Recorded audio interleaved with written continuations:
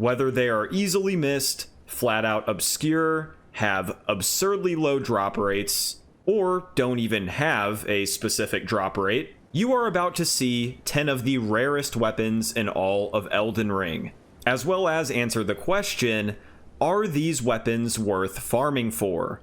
Now, quick disclaimer, this is only going to be for base game. I know I usually combine base game and DLC for these videos, but by the time I started looking into the DLC weapons, I already had 10 base game ones I really wanted to talk about. So yeah, rare DLC weapons will be a separate video. And while most of this top 10 consists of singular weapons, there are a couple groups of weapons I included because they are 1. All rare, 2. Share similar drop rates, and 3. Basically come from the same source. Now with all that out of the way, let's get straight to it. Number 10. Mantis Blade. Starting things off here, what makes the Mantis Blade rare isn't necessarily the quote-unquote drop rate. Basically, there is one cemetery shade you can get it from in Gelmir Hero Grave, but only once per playthrough, and it isn't a guaranteed drop the first time you kill the cemetery shade. So, if luck isn't on your side, you will have to go into NG Plus and hopefully get it in a new playthrough. For the few years I've been playing this game, I have only seen this weapon used maybe 2 to 3 times. In fact, there is an OG PvP opponent of mine from the Main Academy Gate days who seemed to strictly use this weapon. Duck Noodle Soup, if you're watching this, I miss fighting you. I usually compare the Mantis Blade to a garlic press. When you use a heavy attack, the blade unfolds, extending its natural range. There are also some little glitches that can occur where the blade will stay extended until you use a heavy attack again. The weapon is infusible too, so that's good. At the end of the day though, you're not missing out on anything if you don't get it. The weapon just sucks in general, especially for being a curved sword. That is a weapon class that is chock full of powerful, reliable options, and sadly the Mantis Blade isn't one of them. Again, I wouldn't even say this is worth getting or worrying about. If you don't get the drop the first time you kill the shade, don't be upset. There are other curved swords out there that are definitely worth farming for. That we'll touch on later. Number 9. Watchdog's Greatsword. Personally, this is one of my favorite weapons in Elden Ring. I love the tinge of orange and green you can see on the blade when light hits it. Such an obscure and underused weapon, especially compared to the other colossal swords. You may look at the 8% base drop chance and think, that's not that low. Which I would agree with you. It's not a crazy low drop rate. Until you consider the fact you have to find the specific areas where the sword-wielding watchdogs are within whichever catacombs you choose, and all 3 catacombs where these watchdogs reside are in the mountaintops, which is a late-game area. The catacombs themselves can be easily missed, and are kind of a headache to go through at times. You have the Giant's Mountaintop Catacombs, Giant Conquering Hero's Grave, and Consecrated Snowfield Catacombs. Once you manage to find the right watchdog to farm, you then have to reset at a site of grace and run back to it every time you kill it. It gets to be really tedious if you haven't cleared the catacomb you're farming in because you cannot simply teleport back to the beginning. You will physically have to run back to a site of grace. On top of all that, watchdog enemies suck to fight in general. They're annoying, they're clunky. If RNG isn't on your side, farming for this weapon can be a miserable time. I remember spending at least a couple hours on one of my saves for a single drop. Now it does have amazing scaling, but its range is shorter than most other colossal swords. I wouldn't say it is totally worth it, unless you really love the aesthetic and visual design of the weapon, like myself. Number 8.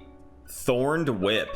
It has a 4% base drop chance, and it drops from the big boy prelate that wields it in the mountaintops near the Zamor ruins. A lot of players tend to look past whips, and when they don't, they tend to use things like the Hoslow Whip. Not that I can blame anyone for doing so, but the Thorned Whip is definitely a viable option still. As the wielder, you can just keep your distance and whittle away at your opponents. However, the problem with farming for the Thorned Whip is you have to kill a fire prelate over and over, and by the time you're in the mountaintops, this weapon will be outclassed by a lot of other weapons you have, most likely. There are so many great weapons you can get in the mountaintops alone, the Thorned Whip simply isn't that appealing. At most, it is a decent whip that looks pretty cool. There's nothing too special about it, nothing that exciting.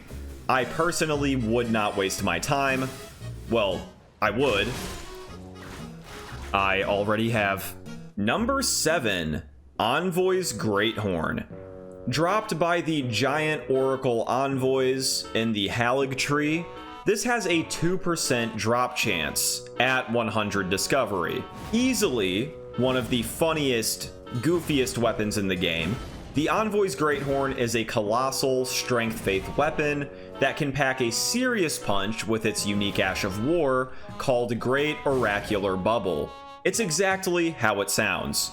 You blow a massive bubble at an enemy, and it explodes. Squidward Tentacles would use this if he was an absolute Giga Chad. Giant Oracle Envoys are the enemies that wield this golden behemoth. Now, the main question here, again, is it really worth farming for? Look, I honestly hate going to the Halig tree to farm for anything, though nuking enemies with giant bubbles will never not be fun, and if you love faith weapons, I'd say definitely go for it. In general, I think every player should go out of their way to collect all the Envoy weapons and mess around with them. All of them are enjoyable to use. If there is one I like the most, I think it's the Envoy's Longhorn, which is a great hammer. The Bubble Shower Ash of War is insane. Number 6, Bandit's Curved Sword. I wasn't really sure where to place this one because it has a base drop chance of 1.5%, but since the skeletal bandits dual wield them, supposedly it's rolled twice whenever you take one out. And the best place to farm for it is definitely near the Church of Pilgrimage side of Grace. There are skeletal bandits basically right next to it. And listen, this curved sword is absolutely cracked. Plain and simple. Dual wield these bad boys and you're putting everyone and everything in a blender. A notoriously annoying weapon to deal with in PvP because of the ridiculous amount of damage you can dump with the ever so reliable curved sword moveset. I remember back in the days of dueling at Main Academy Gate, everyone and their mother was using these things. Good scaling, high status buildup, strong moveset, low stat requirements, and weight. The Bandit's Curved Sword has so much going for it. It is rare and could take some time to get, but it's a weapon you won't regret farming for at all. Don't have much more to say on this one, and this isn't even the last curved sword on this list. There are not only a bunch of strong weapons in that weapon class, but a few rare ones too. Curved swords are winning in this game. And before we get to the second half of the list, do yourself a favor and drop the coffee and soda for good. Go ahead and get you some Gamer Sups instead. Caffeinated, non-caffeinated, Gamer Sups has it all. So many flavors, all of them are delicious. I've genuinely been drinking this stuff for over a year now. Not a single flavor has disappointed. If you want the best tasting and healthiest drink mix on the market, go to gamersups.gg/monk. Link can be found in the description. And make sure to use code MONK at checkout for 10% off your next order. Make the switch, you won't regret it. Trust me. Number 5, the Clean Rot weapons. The Clean Rot weapons and their drop rates are quite funny to look at. The Clean Rot Night Sword, which is easily one of the strongest and most brain-dead weapons in the game, has the highest drop rate out of the 3 armaments, with a 5% drop chance at 100 discovery. The Halo Scythe, I would say, is the mid-tier Clean Rot weapon, and it has a drop rate of 2% at 100 discovery. Honestly, it's pretty underrated in my opinion. Miquella's Ring of Light is a great Ash of War, really versatile, definitely the highlight of this scythe. However, the rarest Clean Rot weapon is actually the Clean Rot Spear, and it has a drop rate of 1%. And it happens to be the weakest weapon out of the three. Not that it's unusable. In fact, the Ash of War Sacred Phalanx has true combo potential with certain setups in PvP. It's definitely fun to use, but you'll find that the damage output is pretty lackluster, as is the case with a lot of normal spears. Outside of the cool true combos, you're not really missing out on anything if you don't farm for the Cleanrot Spear. Definitely get your hands on the Cleanrot Knight Sword and Halo Scythe though. Both in PvP and PvE, you'll have a better time with those two weapons. And again, they're easier to farm, or you're more likely to get them. And farming for these is really simple. Just go to Aeonia Swamp in Caelid, pick out which of the weapons you want to farm for, find the Cleanrot Knights that are wielding them, and farm them. Oh, and this next one is going to be short and sweet. Number 4. Magma Blade. With a base drop chance of 1%, you will have to make your way to the Volcano Manor dungeon and farm the man serpents that have a glowing orange magma blade. This is truly a weapon that is perfectly rated in my opinion. It's genuinely an amazing curved sword with a great moveset and unique Ash of War with Magma Shower, where you spin to win and spew lava all around you. I would go as far to say it's one of the better somber weapons in the game.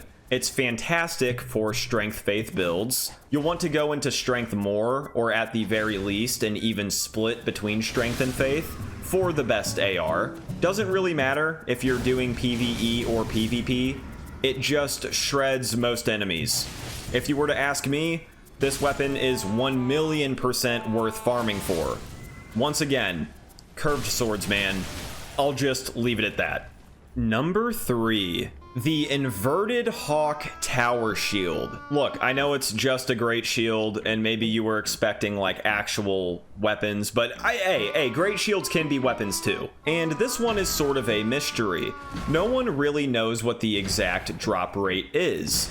I don't even think From Software knows what the drop rate is. You can find threads of people discussing these strange drop rates. The enemies that wield this shield are called Fallen Hawk Soldiers, specifically the ones with the helmets, and 8 of them can be found near the Nokran Eternal City site of Grace. They're very easy to farm, very weak mobs. Now, as for actually acquiring the shield, some players seem to think there are specific Hawk Soldiers that have a better drop rate, specifically the ones in the building with the Golden Centipede item. As for the other Hawk Soldiers in the area, apparently it's common to spend an hour plus farming for the Great Shield, and there's even a chance that some of them just won't drop it at all. I encourage more people to go get the most amount of discovery possible and farm the different groups of Hawk Soldiers. The drop rates do not seem to be consistent at all. Look, like I said, this is a weird one. It's just a great shield.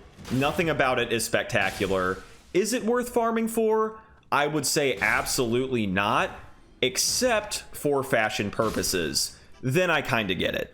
Number 2, the Noble Weapons. Tied for being the rarest group, or in this case, pair of weapons in all of Elden Ring, the Noble Slender Sword and S-Stock are armaments you can farm immediately upon reaching the first step, which sounds awesome, until you realize they have a minuscule base drop chance of 0.5%. The Slender Sword falls into the Straight Sword weapon class, and as far as the infusible ones go, it's pretty damn good. In fact, it is the longest straight sword in the entire game. The Noble's S-Stock is a thrusting sword that shares the special heavy attack with the normal S-Stock, and it is another great option.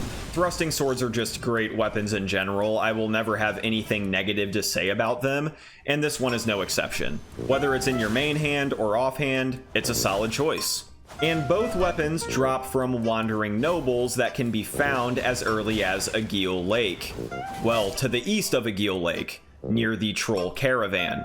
The nobles without feathered hats drop the slender sword. The nobles with feathered hats drop the S-stock. These are some of the weakest enemies in the entire game. You can take out so many per hour, so with a little bit of luck, farming for these isn't too brutal, honestly. Are they worth it though?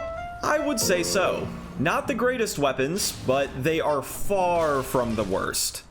And finally, the number one rarest weapons in the game, the other group of weapons with a 0.5% drop chance. Here we have the Celebrant weapons. There is a cleaver, which is an axe, sickle, which is a dagger, and rib rake?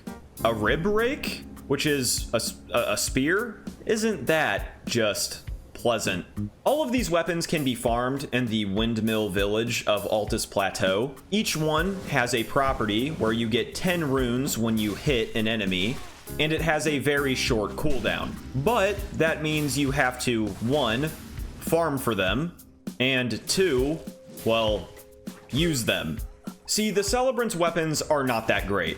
The cleaver has some redeeming qualities. The heavy attack is pretty funny and actually cracked with the right setup. The light attack string is so brain dead, but also solid. As for the sickle and rib rake, I can't say that these are worth your time. If you're really starving for those runes, then go ahead and pick one of these up. But even then, just get a good weapon and kill shit. For real. Also, hearing the noises of the creepy old hags in the Windmill Village the entire time you're farming doesn't make the experience any more enjoyable. All in all, I can't say I recommend farming for the Celebrant weapons. And that wraps up the top 10 rarest weapons in Elden Ring, at least for the base game. As I mentioned earlier, I will be making one for DLC weapons as well. Feel free to comment down below what your favorite rare weapon is in this game. Make sure to drop a like if you enjoyed, and if you want to see more epic content in the future from ya boy, hit that subscribe and that noti bell. Thank you all so much for watching, stay safe, and I'll see you in the next video.